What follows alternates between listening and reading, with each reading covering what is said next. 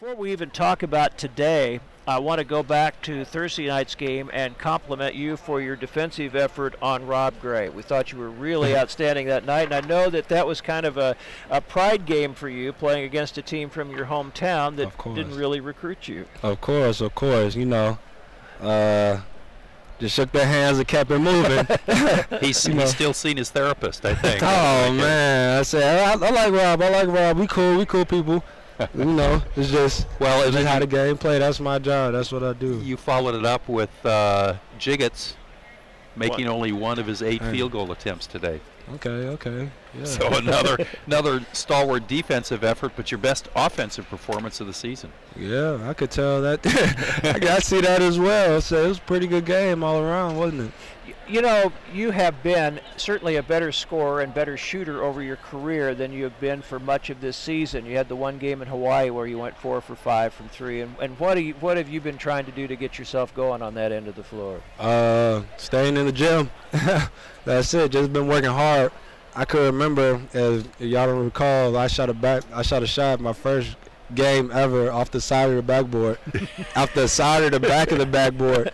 And you know, I've always been a shooter. I love, like, my mom, she taught me how to shoot for real. You know, been shooting since I was a kid, you know, like just shooting threes in general, not just shooting layups or whatnot. I've been shooting from real deep, especially my dad. I've been with my dad too a lot, and just work. And you know, when you get to college and everything, it's a whole different game. It's a different speed.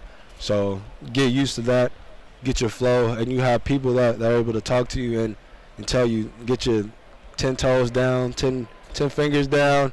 I say don't fumble, catch the ball correctly, and you know. Well, that last 3-pointer, you were deep enough to have shaken hands with Greg Marshall after you released it. I mean, I don't even know how you saw the rim from as deep as you were. Hey, I can shoot the ball from deep, man. I can get it. I've done that more than once. I say, you look back, I made some deep threes. We're in your quarter on that. You know, and it seemed like that you started to get more confidence as the game went on. You made a couple of shots. The last drive you made for 2 points was a very aggressive drive to the basket, and certainly we'd like to see you do more of that, I think. Oh, yeah, I'd love to do that myself. You know, and in addition, you had 4 really nice assists, no turnovers. But the nicest assist, which is our play of the game, was that nice pass that you led Kaiser into the basket toward the end of the ball game. Yeah. Just, you know, I say there's not too much I can say about, you know, just assists besides just making the right read, being smart and strong with the ball. And let's talk about Kaiser a little bit. I thought that he was really comfortable. Mike and I both thought he was comfortable today and really was in his element today. I'm talking to my boy. I love that boy. Just been sticking to it, you know. Basketball, these 4 years of college basketball, you in a good situation, man. It's a grind. You know, there's a lot of good. What were you about to say? Oh no, go ahead. I'm just saying, like, there's a lot of good players. You with a really tough coach, you know, who expects nothing but perfection 99% of the time, and you go against really good teams as well. It's not like we have a punk schedule at all either. So, especially just being a sophomore, I remember my sophomore year, I wouldn't even say it was one of my best years. I say it was one of my worst years of my 4-year career, even though I started, did all this, but you were pretty darn good, and as far as we're concerned. Yeah, I was okay. I was okay, but you know, it's just you just got to continue to keep working, keep grinding, and you stick with it. And you know, it could get like it could wear you down mentally. And he's one of my roommates. Me, Rashard, and CJ live in the house together. You know, so we all just sit down just about every single day. You know, if one of us has a bad day, we're here to talk to each other and, you know, just keep pushing. You know that we're here for you, and you know it's all love. You've been part of conference champions. You've been part of 3 straight NCAA tournament teams. This team has been very good from the beginning, but there's certainly a feeling also that you can be even better. Coach Marshall's teams have always tended to get better as the year goes on. And during this period where you've had some extra time out of school, are you starting to see that growth typical of what you've experienced in the past? Yeah, we have. You know, I a lot of dudes still mention it. It's crazy that their name still comes up, but I love it. It just shows how much of an impact they've had on this program in general. But, you know, Frown and Red aren't here.